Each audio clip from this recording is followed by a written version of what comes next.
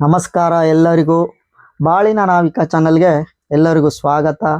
ಈ ಚಾನಲಲ್ಲಿ ಬರತಕ್ಕಂಥ ಮಾಹಿತಿ ತಮ್ಗೇನಾದ್ರು ಸತ್ಯ ಅನ್ಸಿದ್ರೆ ಅಥವಾ ಇಷ್ಟ ಆದರೆ ಲೈಕ್ ಮಾಡೋದನ್ನ ಮರಿಬೇಡಿ, ಹಾಗೂ ಕಮೆಂಟ್ ಸೆಕ್ಷನಲ್ಲಿ ಕಮೆಂಟ್ ಮಾಡೋದನ್ನ ಮರಿಬೇಡಿ.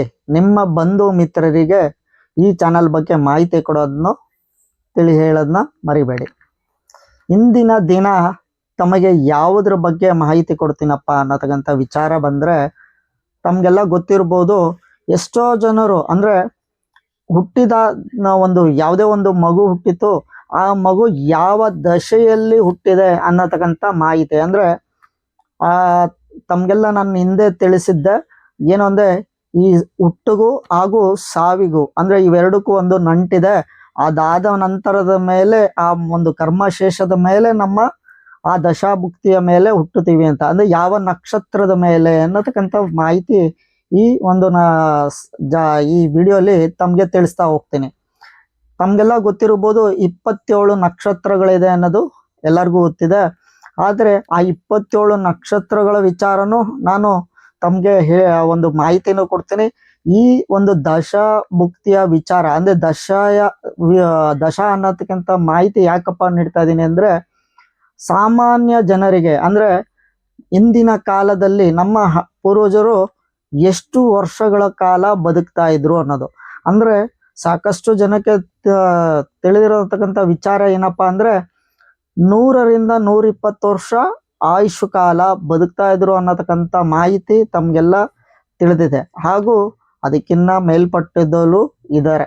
ಆದರೆ ಹೇಗೆ ಒಂದು ಆಮೆಗೆ 500 ವರ್ಷ, ಒಂದು 500ರಿಂದ 1000 ವರ್ಷ ಆಯುಷ್ಯೋ, ಹಾಗೆ ಒಬ್ಬ ಸಾಮಾನ್ಯ ಮನುಷ್ಯನಿಗೂ ಈ ಒಂದು ಜಾತಕದ ವಿಚಾರ ಬಂದಾಗ 120 ವರ್ಷದ ಆಯುಷು ಭಾಗ ಇದೆ ಅನ್ನತಕ್ಕಂಥ ಮಾಹಿತಿ ತಮಗೆ ಈ ವಿಚಾರದಲ್ಲಿ ಹೇಳ್ತಾ ಹೋಗ್ತೀನಿ. ಹೇಗೆ ಅನ್ನತಕ್ಕಂಥ ಮಾಹಿತಿ ಹೇಳ್ಬೇಕಪ್ಪ ಅಂದರೆ, ರವಿಯ ದಶೆ ಬಂದಾಗ 6 ವರ್ಷ. ಅಂದರೆ ಈ ಯಾರೇ ಒಬ್ಬರು ಅಂದರೆ ಇವಾಗ ಯಾರೋ ಒಬ್ಬ ವ್ಯಕ್ತಿ ಈ ರವಿಯ ದಶೆಯಲ್ಲಿ ಹುಟ್ಟಿದಾನಪ್ಪ ಅನ್ನೋದಾದರೆ ಅವರಿಗೆ 6 ವರ್ಷ ದಶಾಭುಕ್ತಿ ಒಂದು ದಶೆ ಬರುತ್ತೆ. ಹಾಗೆ ಒಂದು ಚಂದ್ರನ ದಶೆ, ಏನೋ ಚಂದ್ರನ ದಶೆಯಲ್ಲಿ ಆ ಮಗು ಹುಟ್ಟಿದೆ ಆದರೆ 10 ವರ್ಷ ಬರುತ್ತೆ. ಆಯಿತು. ನೆಕ್ಸ್ಟು ಅಂಗಾರಕನ ದಶೆ ಅಂದರೆ ಮಂಗಳ ಗ್ರಹದ ದಶೆ ಬರುತ್ತಪ್ಪ, ಆ ದಶೆಯಲ್ಲಿ ಹುಟ್ಟಿದೆ ಆದರೆ 7 ವರ್ಷದ ದಶಾಭುಕ್ತಿಯು ಬರುತ್ತೆ. ಹಾಗೂ ರಾಹುವಿನ ದಶೆಯಲ್ಲಿ ಏನಾದರೂ ಹುಟ್ಟಿದೆ ಆದರೆ 18 ವರ್ಷ. ಹಾಗೂ ಗುರುವಿನ ದಶಾಭುಕ್ತಿ ಅನ್ನೋದಾದರೆ 16 ವರ್ಷ ಬರುತ್ತೆ. ಹಾಗೂ ಶನಿಯ ದಶೆ ಅಂದಾಗ 19 ವರ್ಷ ಆಗುತ್ತೆ. ಹಾಗೂ ಬುಧನ ದಶೆ ಅಂದರೆ 17 ವರ್ಷ. ಹಾಗೂ ಕೇತುವಿನ ದಶೆ ಅಂದರೆ 7 ವರ್ಷ. ಹಾಗೂ ಶುಕ್ರನ ದಶೆ ಅಂದರೆ 20 ವರ್ಷ. ಆಯಿತು. ಇದೆಲ್ಲ ಕೂಡಿಸಿದಾಗ ಒಂದು ಮನುಷ್ಯನ ಆಯುಷು ಕೂಡ ಎಷ್ಟು ವರ್ಷ ಬದುಕ್ತಾ ಇದ್ನೋ ಅಂತ ಚಿಕ್ಕದಾದ ಮಾಹಿತಿ ಏನಪ್ಪ ಅಂದರೆ 120 ವರ್ಷ ಅಂತ. ಅಂದರೆ ಈ ಎಲ್ಲ ಒಂದು ದಶಾಭುಕ್ತಿಯನ್ನು ನಾವು ಲೆಕ್ಕಾಚಾರ ಮಾಡಿದಾಗ ನಮಗೆ ಸಿಗೋದೇನಪ್ಪ ಅಂದರೆ ಒಬ್ಬ ಮನುಷ್ಯನ ಆಯುಷು 120 ವರ್ಷ ಅಂತ ಆಗತ್ತೆ. ಆದರೆ ಯಾವುದೇ ಒಬ್ಬ ವ್ಯಕ್ತಿಯು ಯಾವ ಒಂದು ಕಾರಣದಲ್ಲಿ ಹೇಗೆ ಹುಟ್ಟುತ್ತಾನೆ ಅನ್ನೋದು ಇದರಲ್ಲಿ ಏನಪ್ಪ ಅಂದರೆ ತಮಗೆಲ್ಲ ತಿಳಿದಿರ್ಬೋದು. ಈ ಸಾಕಷ್ಟು ಜನರು ಏನಂದರೆ ಶುಕ್ರ ದಶೆಯಲ್ಲಿ ಹುಟ್ಟಿರ್ತಾರೆ, ಹಾಗೂ ರವಿಯ ದಶೆಯಲ್ಲಿ ಹುಡ್ತಾರೆ, ಹಾಗೂ ಒಂದು ಚಂದ್ರನ ದಶೆಯಲ್ಲಿ ಹುಡ್ತಾರೆ, ಮಧ್ಯಾಂತರ ದಶೆ ಆದ ರಾಹು ದಶೆಯಲ್ಲಿ ಹುಡ್ತಾರೆ. ಯಾವ ಒಂದು ಕಾರಣ ಅನ್ನತಕ್ಕಂಥ ಮಾಹಿತಿ ಏನು ಅಂದರೆ, ನಾನು ತಮಗೆಲ್ಲ ತಿಳಿಸಿದ್ದೆ ಹಿಂದೆ ಒಂದು ಸಾವಿನ ವಿಚಾರ ಬಂದಾಗ ಯಾವ ಕಾಲ ಹೇಗೆ ಮೃತ ಆಗ್ತಾರೆ ಅನ್ನೋದು ಮಾತ್ರ ವಿಚಾರ ಹೇಳಿದ್ದೆ. ಆ ಒಂದು ಕಾರಣಾಂತರದಲ್ಲಿ ಮುಂದಿನ ಒಂದು ನನ್ನ ವಿಡಿಯೋಲಿ ಸಾವಿನ ಕೆಲವೊಂದು ಮಾಹಿತಿಗಳನ್ನ ತಮಗೆ ನೀಡ್ತಾ ಹೋಗ್ತೀನಿ. ಅದೇ ಈ ಒಂದು ಯಾವುದೇ ಒಬ್ಬ ವ್ಯಕ್ತಿ ಯಾವುದೋ ಒಂದು ದಶಾಭುಕ್ತಿಯಲ್ಲಿ ತೀರೋಗಿದ್ದಾನೆ ಅಂದರೆ ಆ ಮುಂದಿನ ದಶಾಭುಕ್ತಿ ಅಂದರೆ ಕ್ಯಾರಿ ಫಾರ್ವರ್ಡ್, ಅಂದರೆ ಯಾವುದೋ ಒಬ್ಬ ಮನುಷ್ಯ ಶುಕ್ರ ದಶೆಯಲ್ಲೋ ಏನೋ ಒಂದು ತೀರೋಗಿದ್ದಾನೆ, ಅವನಿಗೆ ಸಾಕಷ್ಟು ಏನೋ ಒಂದು ಲೆಕ್ಕಾಚಾರಗಳು ನಡೆಯುತ್ತೆ. ಹೀಗೆ ಏನೋ ಒಂದು ನಡೆದು ಅವನು ಮತ್ತೆ ಹುಟ್ಟಿದ ಅನ್ನೋ ಒಂದು ಜನನವಂತಾಳೆ ಆ ದಶಾಭುಕ್ತಿಯನ್ನು ಪಾಲಿಸ್ತಾ ಹೋಗ್ತಾನೆ. ಆದರೆ ಎಲ್ಲರಿಗೂ ಏನು ಅಂದರೆ, ಹೇಗೆ ಇವಾಗ ತಮಗೆಲ್ಲ ತಿಳಿಸಿದ್ದೆ ಈ ರವಿಯ ದಶೆ ಅಂದರೆ ರವಿ ದಶೆ ಆಗಿರ್ಬೋದು, ಶುಕ್ರನ ದಶೆ ಆಗಿರ್ಬೋದು. ಒಂದು ಎಕ್ಸಾಂಪಲ್ ಕೊಡ್ತೀನಿ. ಈ ಶುಕ್ರ ದಶೆ ಅಂದಿದ ತಕ್ಷಣ 20 ವರ್ಷ ಬರುತ್ತೆ. ಆದ್ರೆ ಈ 20 ವರ್ಷದಲ್ಲೂ ನಮ್ಗೆ ಬಲ ಸಿಗುತ್ತಾ ಅನ್ನತಕ್ಕಂಥ ವಿಚಾರ. ಅದೇ ಒಂದು ಶನಿಯ ದಶೆ ಅಂದಾಗೂ 19 ವರ್ಷ. ಯಾಕಂದ್ರೆ ಇವರೆಲ್ಲ ಬಂದು ಜಾಸ್ತಿ ವರ್ಷಗಳ ಕಾಲ ನಮ್ಮ ಒಂದು ಆಯುಷ್ಯನ ಭಾಗ, ನಮ್ಮ ಒಂದು ಜೀವನಾದಿಯಲ್ಲಿ ಅವರು ನಮ್ಮ ಜೀವನನ ಮುಂದುವರ್ಸಕಂತ ವ್ಯಕ್ತಿಗಳು. ಹಾಗೂ ಗುರುದಶೆನೂ ಅಷ್ಟೇ 16 ವರ್ಷಗಳ ಕಾಲ ಬರುತ್ತೆ. ಹಾಗೂ ಒಂದು ರಾಹುವಿನ ದಶೆ 18 ವರ್ಷ.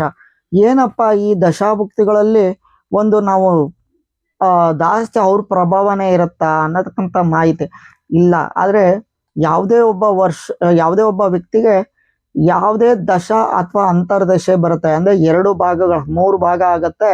ಆ 3 ಭಾಗಗಳಲ್ಲಿ ದಶ, ಒಂದು ಅಂತರ್ದಶ, ಮಹಾಂತರದಶ ಅಂತ ಆಗತ್ತೆ. ಆ ದಶಭುಕ್ತಿ ಅಂತ ಬರುತ್ತೆ. ಆದ್ರೆ ಅದರ ಒಂದು ಕಾರಣ ಏನು ಅಂದ್ರೆ, ಇವಾಗ 10 ವರ್ಷ ಅಥವಾ 20 ವರ್ಷ ಇದೆಯಪ್ಪ ಅಂದ್ರೆ 5 ವರ್ಷ ಡಿವೈಡ್ ಆಗುತ್ತೆ. ಫಸ್ಟ್ ಮೊದಲು ಅರ್ಧ, ಆಮೇಲೆ ಮತ್ತೆ 5 ಭಾಗ. ಅಂದ್ರೆ ಇವಾಗ ಈ ಶುಕ್ರನ ದಶೆ ತಗೊಂಡಾಗ 20 ವರ್ಷ ಆಯ್ತು. ಆ ಮೊದಲು 10 ವರ್ಷದಲ್ಲಿ ನಾವು ಡಿವೈಡ್ ಮಾಡ್ಕೊಂಡು ಅದರಲ್ಲಿ 2 ಭಾಗ ಆಗುತ್ತೆ. ಅಂದ್ರೆ 5 ವರ್ಷ. ಮೊದಲು 5 ವರ್ಷ ಶುಭ ಕಾರ್ಯ, ಮತ್ತೆ ಇನ್ನ ಮಿಕ್ಕಿದ 5 ವರ್ಷ ಒಂದು ಅಶುಭ ಸ್ಥಾನ. ಅಂದ್ರೆ ಹೇಗೆ ಶುಭ ಅಶುಭ ಕೊಡ್ತಾರೆ ಅಂದ್ರೆ, ಒಂದು ಗ್ರಹಗಳ ಗೋಚಾರದಂತೆ. ಅಂದ್ರೆ ಒಂದು ಗೋಚಾರ ಫಲವು ನಾವು ತಗೊಂತೀವಿ. ಅದರ ಜೊತೆಯಲ್ಲಿ ಆ ಒಂದು ಶನಿ ಅಂದ್ರೆ ಶುಕ್ರನ ದಶೆ ಶುಕ್ರ ಅಂತರ್ಭುಕ್ತಿ, ಶುಕ್ರನ ದಶೆ ರವಿಯ ಅಂತರ್ಭುಕ್ತಿ. ಅಂದ್ರೆ ಈ ಅಂತರ್ಭುಕ್ತಿಯನ್ನು ನಾವು ಕ್ಯಾಲ್ಕುಲೇಟ್ ಮಾಡ್ಕೊಬೇಕಾಗುತ್ತೆ. ಅದ್ರ ಜೊತೆಯಲ್ಲಿ ಏನಪ್ಪಾ ಅಂದ್ರೆ, ಶುಕ್ರನು ಬರೀ ಲಕ್ಷ್ಮಿಯನ್ನು ಕಾರಕನ ಆಗ್ತಾನೆ. ನಮ್ಗೇನು ಪೂರ್ತಿಯಾಗಿ ಲಕ್ಷ್ಮಿಯ ಒಂದು ಕಟಾಕ್ಷ ಆಗತ್ತೆ. ಅಂದ್ರೆ ಈ ಶುಕ್ರನ ನಿಂತಿರತಕ್ಕಂಥ ಸ್ಥಾನನು ನಾವು ನೋಡ್ಬೇಕಾಗತ್ತೆ. ಯಾಕಂದ್ರೆ ನಾವು ಶುಕ್ರನನ್ನು ಮಾತ್ರ ನಾವು ನೋಡ್ತಾ ಇದೀವಿ. ಆದರೆ ಆ ಶುಕ್ರನು ಕೊಡತಕ್ಕಂಥ ಫಲದ ಜೊತೆಯಲ್ಲಿ ಯಾರು ಮಿತ್ರರ ಅಥವಾ ಶತ್ರುನ ಅನ್ನತಕ್ಕಂಥ ಮಾಹಿತಿ ಕೂಡ ನಾವು ತಗೋಬೇಕಾಗತ್ತೆ. ಆಯ್ತು, ಈ ಒಂದು ಶುಕ್ರನ ವಿಚಾರ ಒಂದೇ ಅಲ್ಲ, ಮತ್ತೆ ಈ ಗುರುವಿನ ವಿಚಾರ ಬಂದಾಗೂ ಅಷ್ಟೇ, ಶನಿಯ ವಿಚಾರ ತಮ್ಗೆಲ್ಲ ತಿಳಿದಿರ್ಬೋದು. ಶನಿಯ ಗ್ರಹದ ಒಂದು ದಶಾಭುಕ್ತಿ ಬಂದಿದೆ. ಆ ಶನಿ ದಶೆ ಬಂದಿದ ತಕ್ಷಣ ಎಲ್ಲಾ ಕಾರ್ಯಗಳು ನಿಧಾನ ಆಗತ್ತೆ ಅನ್ನೋದು. ಆದ್ರೆ ಶನಿಯ ದಶೆ ಬಂದಾಗ ತಮ್ಗೆಲ್ಲ ತಿಳಿದಿರೋ ಹಾಗೆ, ಹೇಗೆ ಒಂದು 7.5 7 ವರ್ಷ ಹೇಗೆ 7.5 ಫಲವು ಎದ್ದಿರುತ್ತೋ, ಅಂದ್ರೆ ಒಂದು ಫಲಾನುಸಾರ ಅವರು ಕೊಡತಕ್ಕಂಥ ಫಲಗಳು ಅಷ್ಟೇ ವಿಭಿನ್ನ ರೀತಿಯಲ್ಲಿ ಇರುತ್ತೆ. ಅಂದ್ರೆ ಒಬ್ಬ ಮನುಷ್ಯನಿಗೆ ಏನೇನು ಬೇಕು ಅಂದ್ರೆ ಶುಭ ಅಶುಭ ಸ್ಥಾನ ಅಂತ ಬರುತ್ತೆ.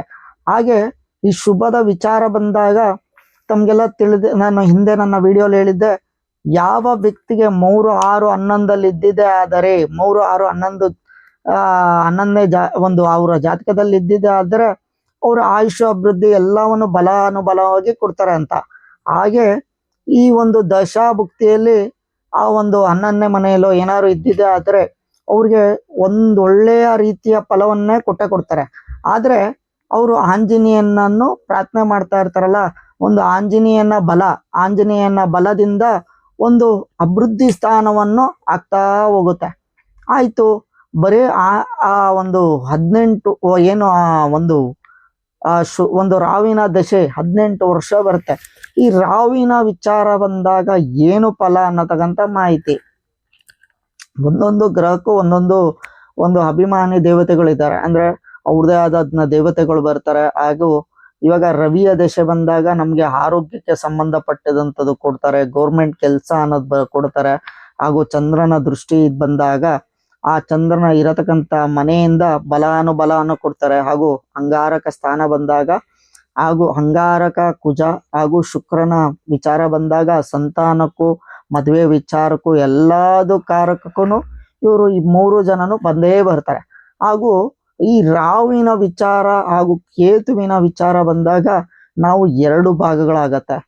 ತಮ್ಗೆಲ್ಲ ಒಂದು ಇಂಟ್ರೆಸ್ಟಿಂಗ್ ಟಾಪಿಕ್ ಅನ್ನೋದಾದ್ರೆ, ರಾಹುವಿನ ವಿಚಾರ ಬಂದಿದ ತಕ್ಷಣ ಎಲ್ಲಾರು ಒಂದು ತಿರುಗು ನೋಡ್ಕೋಬೇಕಾಗತ್ತೆ. ಯಾಕಂದ್ರೆ ರಾಹು ದಶೆ ಅಂದಿದ ತಕ್ಷಣ ನಮ್ಗೆ ಯಾಕೆ ತಿರುಗಿ ನೋಡ್ಕೋಬೇಕಪ್ಪ ಅಂದ್ರೆ, ಕೊಡೋದಲ್ಲಿ ಎಲ್ಲ ಏನೇ ಒಂದು ಫಲಾನುಸಾರ ಏನೇ ನಮ್ಗೆ ಒಬ್ಬ ಮನುಷ್ಯನಿಗೆ ಆಗುವುಗಳು ಅಂದ್ರೆ ಒಳ್ಳೇದೇ ಆಗಿರ್ಬೋದು ಕೆಟ್ಟದಾದ್ರೂ ಆಗಿರ್ಬೋದು. ಅಂದ್ರೆ ಒಂದು ಒಳ್ಳೇದಾಗಿ ಅಂದ್ರೆ ಆ ಒಂದು ಹಣದ ಒಂದು ದೃಷ್ಟಿ ಆಗಿರ್ಬೋದು, ಒಂದು ಮೋಜಿನ ಸ್ಥಾನ ಆಗಿರೋದು ಎಲ್ಲ ಕೊಟ್ರೆ ಎಲ್ಲ ಒಟ್ಟ ಟೈಮಲ್ಲಿ ಎಲ್ಲ ಕೊಡ್ತಾರೆ. ಹಾಗೂ ಕಾಯಿಲೆ ಅಂತ ಹೋಯ್ತು ಅಂದ್ರೆ ಕ್ಯಾನ್ಸರ್ಗೆ ಸಂಬಂಧಪಟ್ಟದಂತ ಕಾಯಿಲೆನ ಕೊಡೋದು ರಾವಿನ ದೃಷ್ಟಿಯಲ್ಲೇ.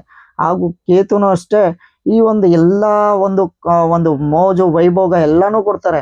ಹಾಗೂ ಸಿನಿಮಾ ಒಂದು ಚಿತ್ರರಂಗ ಈ ತರದಲ್ಲಾದ್ರೂ ಒಬ್ಬ ಮನುಷ್ಯನು ವೈಭವಿಕ ಜೀವನದಲ್ಲೂ ಮುಗಿಸ್ತಾನೆ. ಆದ್ರೆ ಇದೆಲ್ಲ ಆಯ್ತು, ಆದ್ರೆ ಒಬ್ಬ ಒಂದು ಮನುಷ್ಯನಿಗೆ ಕೇತು ಅಂದಿದ ತಕ್ಷಣ ಒಂದು ಕತ್ರಿಯ ಭಾಗ. ಬಟ್ ಯಾವುದೇ ಒಂದು ವಿಚಾರ ಬಂದಾಗ ಕೇತುವಿನ ಬಲ ಇಲ್ಲ ಅಂದ್ರೆ ಆ ವ್ಯಕ್ತಿಯು ಏನು ಬಲ ಇರಲ್ಲ. ಯಾಕಂದ್ರೆ ಇದೆಲ್ಲಾ ಒಂದು ದಶಾಭುಕ್ತಿಯಲ್ಲೂ ಒಂದು ಕೇತುವಿನ ಒಂದು ದಶಾ ಅಂತರ್ಭುಕ್ತಿ ಆದ್ರೂ ಇರಲೇಬೇಕಾಗತ್ತೆ. ಯಾಕಂದ್ರೆ ನಾವು ಮನೆ ಕಟ್ಟಿ ಮುಗಿಸ್ಬೇಕಂದ್ರೂ ಕೇತು ಕಾರಣ ಆಗ್ಲೇಬೇಕಾಗತ್ತೆ.